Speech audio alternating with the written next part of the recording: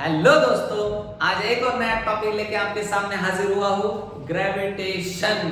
चलो बेटा, तो आज पढ़ेंगे हम लोग ग्रेविटेशन। नीट, जेईई और सीईटी हर एक एग्जाम में सबसे ज्यादा कंटेंट रखने वाला और सबसे ज्यादा वेटेज रखने वाला चैप्टर है ग्रेविटेशन।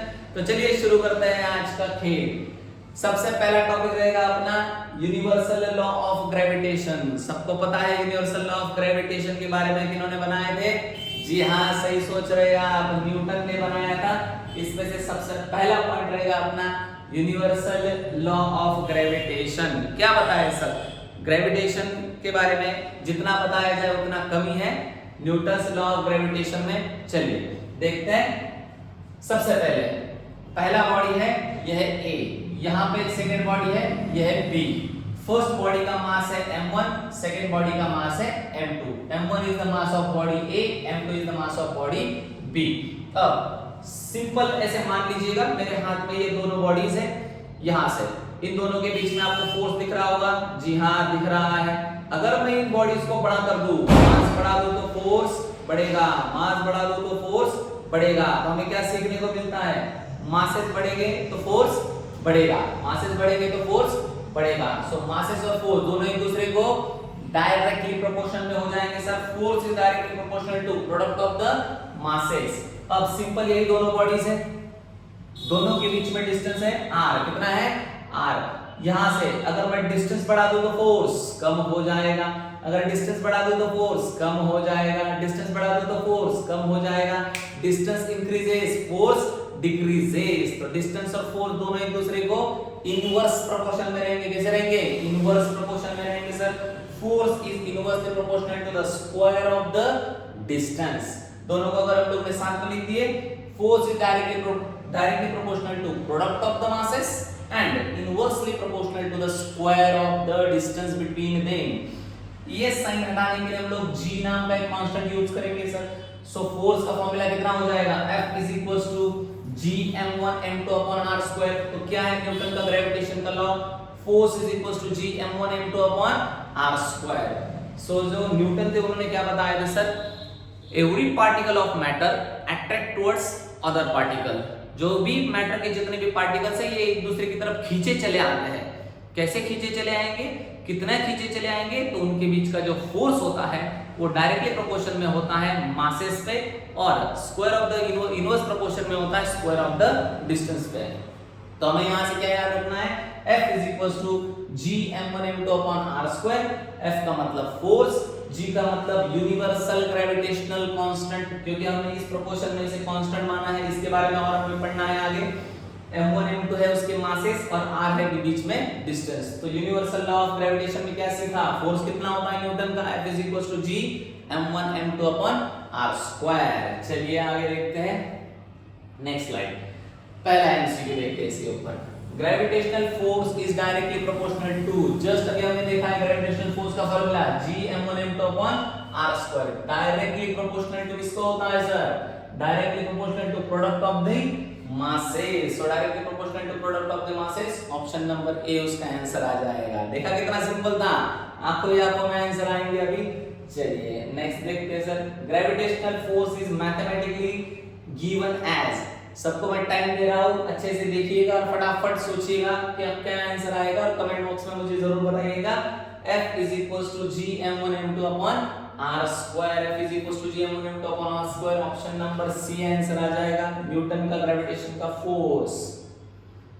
नेक्स्ट क्वेश्चन देखते हैं। In the Newton's law of gravitation G is called as. अभी जस्ट मैंने बताया आपको बेटा क्या है G? G है यूनिवर्सल ग्रेविटेशनल कांस्टेंट। क्या होता है? Universal gravitational constant. और हमें ये भी पता है सर G का वैल्यू कितना होता है? 6.67 into 10 to the power -11 newton metre square upon KG square. जुड़े रहिएगा हमारे साथ, इसको और देखेंगे हम लोग, डीप में देखेंगे कि वो कैसे आता है, इतना ही क्यों है, सब बातें आज मैं आपको बताने वाला हूँ। तो चलिए देखते हैं sir next topic, universal gravitational constant G के बारे में हम लोग बात करेंगे सर। चलो आ जाइएगा। अब हमें यहाँ तक क्या पता चल गया?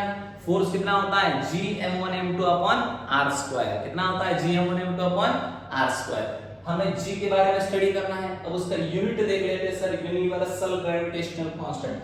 करना क्या है? सिंपली जो डिवीजन का r स्क्वायर है ये न्यूमरेटर में चला जाएगा और ऊपर के m1 m2 कहां पे आ जाएंगे, नीचे। सो r स्क्वायर जाएगा ऊपर और m1 और m2 आ जाएंगे डिनोमिनेटर में। तो g के लिए बन कितना जाएगा, g is equals to f r square m1 into m2। चलिए उसके डायमेंशंस पढ़ते हैं बेटा। अभी फोर्स कितना होता है, L1 m1 t minus 2।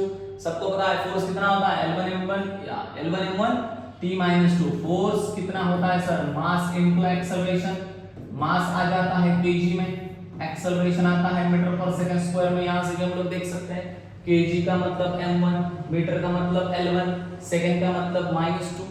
Denominator में होने की वजह से माइनस आया वो। चलिए आगे देखते हैं। r क्या है बेटा, डिस्टेंस। क्या है, डिस्टेंस। डिस्टेंस कितना होगा, L2। m1 और m2 क्या है, masses. kg into kg square, kg क्या है, मास, इसलिए m का स्क्वायर। यहां से अगर हम लोग सिंपली देखें तो यहां से ये 1 और यहां से 1 हटेगा तो ये 1 जो रहेगा वो ऊपर आ जाएगा तो m-1 हो जाएगा। यहां से ये 2 और ये 1, 2 और 1 कितना होंगे, L3 हो जाएगा और t-2। तो g के लिए यूनिट कितना आ जाएगा, m-1 L3 t-2। चलिए आगे देख लेते हैं सर। अब यहां से इसका यूनिट भी आ जाएगा। यहां से देखिएगा फोर्स आएगा न्यूटन में, r यानी डिस्टेंस, मीटर स्क्वायर, m1 और m2 kg into kg square. अब सबको ये भी पता होगा, अगर नहीं पता होगा तो जान लीजिएगा न्यूटन फोर्स का यूनिट है। लेकिन अगर सीजीएस में बात करें तो वो डायरी में बदल जाता है, मीटर का सेंटीमीटर और केजी का हो जाता है ग्राम। सो यहाँ पे हम लोग ने यूनिवर्सल ग्रेविटेशनल कांस्टेंट का यूनिट निकाल लिया, डायमेंशन। यहाँ पे unit newton metre square upon KG square और यहाँ पे डायमेंशन L3 m-1 t-2। 1 2 3 भी याद रख सकते हो। याद रखना 1 और 2 जो रहेगा वो माइनस में रहेगा। नेक्स्ट वन, यहाँ पे हम डायमेंशन से और उसके वैल्यू जो कि आपको पता है या तो याद रखने उसको 6.67 10 टू द पावर -11 ये होगा सर उसका वैल्यू। कोई डाउट लग रहा है किसी को, देख लीजिएगा। कोई डाउट होगा स्क्रीनशॉट वगैरह खींच लीजिएगा, नोटबुक में नोट डाउन कर लीजिएगा। आगे बढ़ते हैं थोड़ा सा। Dimensions of gravitational constant is, gravitational constant के डायमेंशन क्या है, अभी हमने बात की है सर L3 m-1 t-2 जो कि आपको दिख रहा होगा option number C. Yes, option number C इसका आंसर है। चलिए नेक्स्ट क्वेश्चन देखते हैं। Value of gravitational constant in SI unit. अभी जैसे मैंने बात की है एसआई यूनिट में ग्रेविटेशनल कांस्टेंट का वैल्यू कितना होगा, 6.67 into 10 to the power -11। यहाँ पे थोड़ा सा कंफ्यूज करेंगे वो माइनस में और प्लस में, लेकिन आपको कंफ्यूज नहीं होना है। ऑप्शन नंबर बी के साथ दोनों याद रखिएगा। -8 आता है तो सीजीएस यूनिट, -11 आता है तो एसआई यूनिट में होगा। नेक्स्ट देखते हैं acceleration due to gravity. One of the most important section है इस चैप्टर का, इसको ध्यान से देखिएगा। जिस भी बंदे ने इसको अच्छे से समझ लिए, यूं समझ लीजिए पूरा ग्रेविटेशन आपको समझ में आ चुका है। कुछ भी नहीं है इसमें, बड़ा ही सिंपल है और एकदम मजेदार तरीके से पढ़ने वाले हैं हम लोग। चलो बेटा, एक्सेलरेशन ड्यू टू ग्रेविटी, इसके बारे में बात करेंगे। एक्सेलरेशन ड्यू टू ग्रेविटी, जैसे कि मैं यहां पे खड़ा हूं, नीचे है अर्थ, मैं हो जाऊंगा ऑब्जेक्ट अर्थ। कहां पे खींचा जा रहा हूं, नीचे। मैं अर्थ पे कितना फोर्स अप्लाई कर सकता हूं, जितना मेरा वेट है। वेट से ज्यादा का फोर्स मैं अप्लाई नहीं कर सकता सर। तो मेरे बीच में और अर्थ के बीच में, हम दोनों के बीच में जो फोर्स है वो कौन सा फोर्स है, ग्रेविटेशनल फोर्स है। कौन सा फोर्स है, ग्रेविटेशनल फोर्स है। और मैं कितना फोर्स लगा सकता हूं, कितना फोर्स लगा सकता हूं, जितना मेरा वेट है। वेट से ज्यादा का फोर्स मैं अप्लाई नहीं कर सकता। सो ये हो जाएगा सर वेट, ग्रेविटेशनल फोर्स ही वेट हो जाएगा। अब भी हमने स्टडी किए ग्रेविटेशनल फोर्स का formula G m1 m2 upon r square और वेट का फार्मूला अगर देखें तो मास इनटू ग्रेविटी होता है सर। सो यहां से मास और मास अगर हम हटा दें तो ग्रेविटेशन का फार्मूला यहां पे आप लोग देख सकते हो, सेम कंटेंट मैंने यहां पे दिया है, मास एंड मास गेट कैंसिल। तो ग्रेविटी का वैल्यू कितना हो जाएगा, gm अपॉन r स्क्वायर। कितना बनेगा, gm upon r square, gm upon r square. Acceleration due to gravity कितना हो जाएगा, gm अपॉन r स्क्वायर। इसको याद रखिएगा अच्छे से। अब बहुत लोगों को पढ़ते वक्त ये सवाल भी आता है, बहुत बार टीचर्स लोग आपको बता देते हैं कि बेटा ग्रेविटी का वैल्यू 9.81 लेना है, 9.81 लेना है, लेकिन क्यों लेना है कभी पूछा है? कभी नहीं पूछा होगा। तो चलिए आज इसका भी जवाब मैं लेके आया हूँ आपके लिए कि ग्रेविटी 9.81 ही क्यों होता है, दूसरा क्यों नहीं होता है। तो सर अभी हमने फॉर्मूला निकाला है, g कितना होता है, gm/r²। हमें एक चीज पता है, क्या है, g क्या होता है, यूनिवर्सल ग्रेविटेशनल कांस्टेंट, कितना वैल्यू है 6.67 10 टू द पावर -11। जिस अर्थ पे हम लोग अभी जिंदा रह रहे हैं, है ना, उसका मास कितना है, मास अर्थ का 6 × 10 टू द पावर 24। नहीं पता होगा तो यहाँ पे मैंने ऑलरेडी दे दिया है आपको। r यानी होता है रेडियस, अर्थ का रेडियस, सेंटर से अर्थ का रेडियस यहाँ तक कितना है बेटा, सबको पता होगा। अगर नहीं पता होगा तो वो होता है 6400 किलोमीटर। सो किलोमीटर का 10 टू द पावर 3, और यहाँ से ये 2 0 के 3, ये 2 हो जाएंगे और ये 3 + 2 कितने होंगे 5। तो अगर हम लोग किलोमीटर में लेते हैं 6400 रहेगा, मीटर में लेंगे तो 64 × 10⁵ मीटर बनेगा। इसको उठा के यहाँ पे डाल दिए। अगर हम लोग इसको पूरा कैलकुलेट करेंगे, अगर मैं कैलकुलेट करूंगा वीडियो थोड़ा बड़ा हो जाएगा, ग्रेविटेशन थोड़ा सा ज्यादा है। और हाँ, हमारे साथ जुड़े रहिएगा क्योंकि ग्रेविटेशन के आगे वाले पार्ट्स भी आने वाले हैं। सो ग्रेविटी 9.81, इसको कैलकुलेट करेंगे तो ग्रेविटी कितना हो जाएगा 9.81। तो याद रखिएगा बेटा, अर्थ सरफेस पे ग्रेविटी 9.8 होता है। कितना होता है, 9.8 होता है। चलिए ये रहा अर्थ सरफेस पे।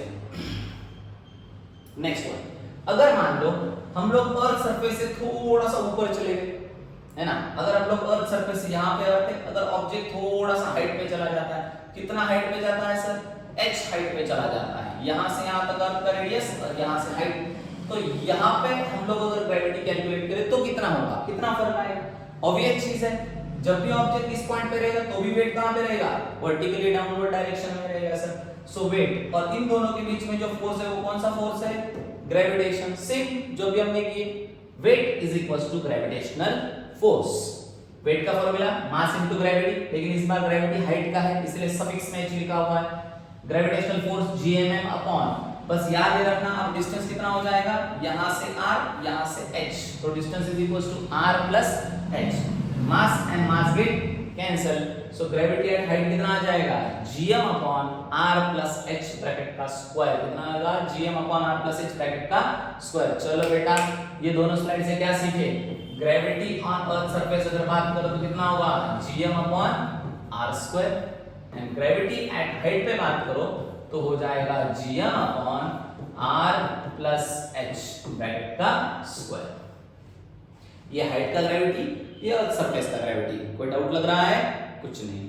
चलिए नेक्स्ट, अब करते हैं सवाल। बहुत लोगों ने पिछले वीडियो के नीचे कमेंट में भी पूछा था कि सर आप हमसे कुछ क्वेश्चंस भी करवाइएगा, तो चलिए लेके आया हूँ वो भी आपके लिए। अभी हमें सॉल्व करना है कुछ न्यूमेरिकल्स। चलिए ध्यान से देखना, gravitational force between two bodies is F। दो बॉडीज है, ये फर्स्ट बॉडी, ये सेकंड बॉडी। इन दोनों बॉडीज के बीच में जो ग्रेविटेशनल फोर्स है वो हो जाएगा F। If mass of each body is double, तो फर्स्ट केस में हम लोग इसका मास, फर्स्ट बॉडी जो है इसका मास m मान लेते हैं, सेकंड बॉडी का मास ये हो जाएगा m। Then to identity, if mass of each body is double, अगर हम लोग मासेस को डबल कर दें, क्या कर देंगे, मासेस को डबल, तो ये क्या बन जाएगा सर, सेकंड केस में ये मास हो जाएगा 2m और ये भी मास कितना हो जाएगा 2m। मासेस को क्या कर दिए, डबल कर दिए, and distance between them is half. First condition में अगर डिस्टेंस r था, सेकंड कंडीशन में डिस्टेंस कितना हो जाएगा r/2। चलिए सर हाफ कर दिए, डिस्टेंस को हाफ करना है, मासेस को डबल करना है। Then the force between them, तो जो न्यू फोर्स रहेगा वो कितना रहेगा, फर्स्ट फोर्स कितना रहेगा, F is equals to G m1 m2 यानी m into m divided by r square. ये फर्स्ट फोर्स रहेगा। सेकंड फोर्स हमें कैलकुलेट करना है, यानी न्यू फोर्स हमें कैलकुलेट करना है। g तो एज इट इज रहेगा सर, पहला जो मास है वो हो जाएगा 2m, इस मास को भी डबल करना है 2m, डिस्टेंस को हाफ करना है, डिस्टेंस को अगर हम लोग हाफ कर देंगे तो ये हो जाएगा r/2 ब्रैकेट का स्क्वायर। सो ये हो जाएगा g, 2 2 4 gmm डिवाइडेड बाय ये हो जाएगा r स्क्वायर, 2 का स्क्वायर हो जाएगा 4, जो डिनोमिनेटर का डिनोमिनेटर कहां पे आ जाएगा, न्यूमरेटर में आ जाएगा। सो न्यू फोर्स कितना हो जाएगा, 4 4 जा 16, और ये जो बचा हुआ है ये f का वैल्यू है तो 16f, न्यू फोर्स कितना हो जाएगा 16f बन जाएगा sir. So option number C उसका आंसर आ जाएगा। अगर कोई डाउट होगा तो फिर से वीडियो को एक बार रिवाइज करके देख लीजिएगा। चलिए सर नेक्स्ट क्वेश्चन देखते हैं। मास m is equals to 6 into 10 raised to 24। अर्थ है, चलो थोड़ा सा एक छोटा डायग्राम जनरेट करने की कोशिश करते हैं। ये अर्थ है, अर्थ का मास दे दिया है उसने 6 into 10 raised to 24 kg, ये अर्थ का मास हो जाएगा। Revolves around the sun with angular speed, earth revolve हो रहा है और उसका एंगुलर स्पीड, एंगुलर वेलोसिटी दिया है कितना है 2 into 10 to the power -7 radiance पर सेकंड।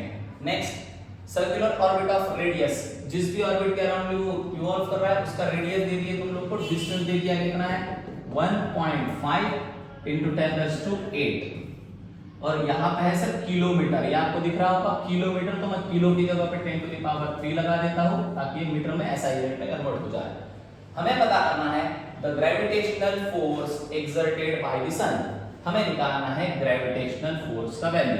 अब ग्रेविटेशनल फोर्स सिर्फ F G m1 m2 upon r square है, जी हाँ सर उतना ही है, लेकिन हमें ये भी पता है कि अगर वो सन के अराउंड रिवॉल्व कर रहा है तो वो सेंट्रीपेटल फोर्स भी है, और सेंट्रीपेटल फोर्स का फार्मूला कितना होता है, जी हाँ सर्कुलर मोशन। चलिए सेंट्रीपेटल फोर्स का formula F is equals to mr omega square, mr omega square, m कितना है मास दे दिया है sir 6 into 10 to the power 24, r यानी डिस्टेंस कितना है 1.5 into 10 to the power 8, और ये 3 कितने हो जाएंगे 11।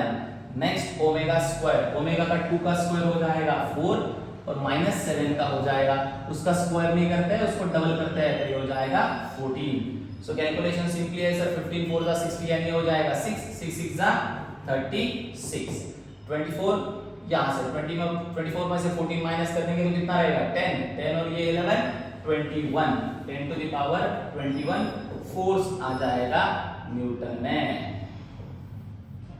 चलिए बड़ा सिंपल था सवाल, ऑप्शन नंबर सी उसका आंसर आ जाएगा। क्यों अच्छा लगा ना, चलिए और मजा आएगा, बस जुड़े रहिएगा अपने साथ और मजा आएगा।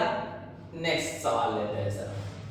Weight of a body at a distance of 2r from the centre of the earth is 2.5। एक बॉडी है जिसका ये डिस्टेंस है r, यहां से ये बॉडी अगर हम लोग 2r डिस्टेंस पे ले जाए तो इस पॉइंट पे उसका वेट दे दिया है उसने 2.5 न्यूटन, कितना दे दिए 2.5 Newton. If distance is 3r, अगर हमने डिस्टेंस को इंक्रीज करके उसको 3r करा दिया, अर्थ तो उतना ही रहेगा यहां से r, बस ये डिस्टेंस थोड़ा इंक्रीज हुआ है और अब ये डिस्टेंस इंक्रीज होके 3r बन चुका है। 3r अगर वो डिस्टेंस हो जाता है from the centre of the earth, यहां से पूरा दिया है, ये पूरा 3r है, यहां से पूरा है सर 3r अगर डिस्टेंस है तो यहां पे उसका टोटल वेट कितना होगा, ऐसा सवाल उसने पूछा है। सिंपल है, अर्थ सरफेस से अगर 2r डिस्टेंस पे जाएंगे तो 2.5 है, अगर 3r पे जाएंगे तो कितना होगा, ऐसा सवाल पूछा गया है। चलिए सबसे पहले वेट का फार्मूला लगाते हैं सर। वेट ये ऑब्जेक्ट है, इसका मास m, आपको पता होगा मास कांस्टेंट टर्म में चेंज नहीं होता तो वो सेम ही रहेगा। पहला इक्वेशन बनाएंगे, वेट होता है sir mass into gravity, same वैसे इस साइड में भी लगाएंगे W2 is equals to mass into gravity, mass तो दोनों साइड में सेम रहेगा, बस ग्रेविटी में चेंज आएगा। ग्रेविटी का फार्मूला हमें पता है, ग्रेविटी कितना होता है gm अपॉन r स्क्वायर, इस साइड में वेट 1, ये साइड हो जाएगा वेट 2। सबसे पहला रहेगा सर मास, ग्रेविटी हो जाएगा gm अपॉन r स्क्वायर, ये फर्स्ट डिस्टेंस और ये सेकंड डिस्टेंस। अगर हम लोग दोनों को डिवाइड भी कर सकते हैं तो दोनों में से मास and mass cancel, gm cancel, याद रखना कैपिटल M जो है वो अर्थ का मास है, जो दोनों साइड में सेम रहेगा, ऑब्जेक्ट का मास भी सेम रहेगा, g कांस्टेंट है सेम रहेगा। Weight is inversely proportional to the square of the distance, inverse proportion में बनाएंगे, हमें W2 कैलकुलेट करना है। So W is inversely proportional to the square of the distance है। So W2 divided by W1 is equals to R1 divided by R2 bracket square. W2 हमें calculate करना है।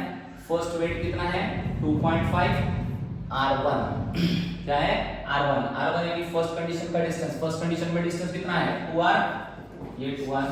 Second condition में कितना है 3R bracket square, square and R get cancel, 2 का square हो जाएगा 4, 3 का स्क्वायर हो जाएगा 9, 2.5 सामने चला जाएगा।